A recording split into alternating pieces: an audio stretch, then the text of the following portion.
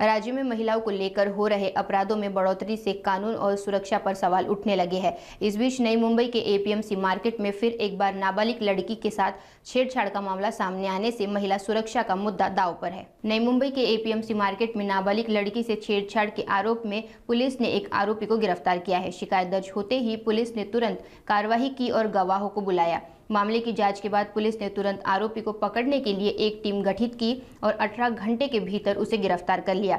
आरोपी को कोर्ट में पेश किया गया, जहां उसे पुलिस हिरासत में रवाना किया गया। लेकिन इस घटना से महिलाओं की सुरक्षा का मुद्दा फिर एक बार दांव पर है। दिनांक 5 मार्च 2025 रोजी रात्रीच्या वेळेला एपीएमसी पोलीस ठाणे या ठिकाणी एका तक्रारदार आल्या आणि त्यांनी त्यांची मुलगी निर्भया 9 वर्षाची मुलगी ही दुकानामध्ये खरेदी करण्याकरता गेली होती आणि खरेदी केली असताना या गुन्ह्यामधला जो आरोपी आहे त्याचं नाव आहे विनोद कुमार केदारनाथ पांडे, 34 वर्ष वय आहे। या आरोपीनी त्या मुलीला म्हणजे पहिल्यांदा आईस्क्रीम देतो असं तिला एक लालच दिलं। त्यानंतर ती काय ते आईस्क्रीम घ्यायला त्या मुलीने नकार दिला आणि नकार दिल्याच्या नंतर यांनी तिला अडवण्याचा प्रयत्न केला, तिला खेचण्याचा प्रयत्न केला, तिच्याकडे शरीराशी लगट करण्याचा प्रयत्न केला। हे सगळं केल्याच्या नंतर अशा पद्धतीची तक्रार प्राप्त झाल्यानंतर आम्ही ताबडतोब त्याला रिस्पॉन्स दिला आणि एक ताबडतोब आम्ही एफआयआर त्या गुन्ह्याची नोंद करण्यात आली। नोंद करण्यात येऊन या गुन्ह्यामध्ये तक्रार घेणे, साक्षीदारांचे जबाब घेणे, त्याच्यानंतर कोर्टामध्ये जी पीडित मुलगी आहे तिचं न्यायालयाच्या समोरचा जबाब घेणे, तांत्रिक सगळे पुरावे त्या गुन्ह्यामधले जमा करणे आणि असा आम्ही एक अत्यंत वेगवान असा तपास या गुन्ह्याचा केलेला आहे।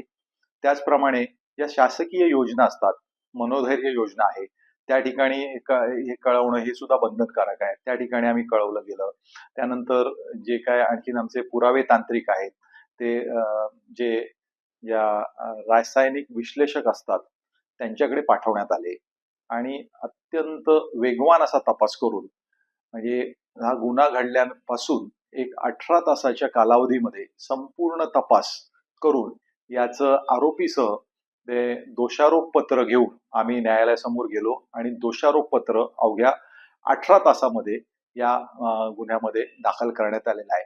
याचं कारण महत्वाचं असं आहे की आमचे जे नवी मुंबईचे पोलीस आयुक्त आहेत माननीय मिलिंद भारांबे सर, त्याचप्रमाणे सह आयुक्त संजय येनपुरे सर, झोन 1 चे आमचे डीसीपी पंकज डहाणे साहेब, एसीपी वाशी डिव्हिजन बुधवंत साहेब यांनी आम्हाला वेळोवेळी मार्गदर्शन करून की बाबा महिला आणि बाल यांच्याविषयी जर बालकांच्या विषयी कुठले गुन्हे असतील तर ते आपण प्राधान्याने सगळ्यात जास्त सर्वोच्च प्राधान्याने आणि अतिशय लक्ष देऊन काटेकोरपणे याचा तपास करायचा आहे अशा आम्हाला सूचना दिलेल्या आहेत। त्या बरहुकूम आम्ही वेगवान तपास करून म्हणजे ज्याच्यामध्ये आपल्याला महिलांमध्ये सुरक्षिततेची भावना निर्माण व्हावी, त्याचप्रमाणे पीडित जे महिला किंवा बालकं असतात त्यांना न्याय मिळावा म्हणून अशा पद्धतीने दोषारोप पत्र हे आम्ही सादर केलेलं आहे। त्याचप्रमाणे आम्ही न्यायालयामध्ये सुद्धा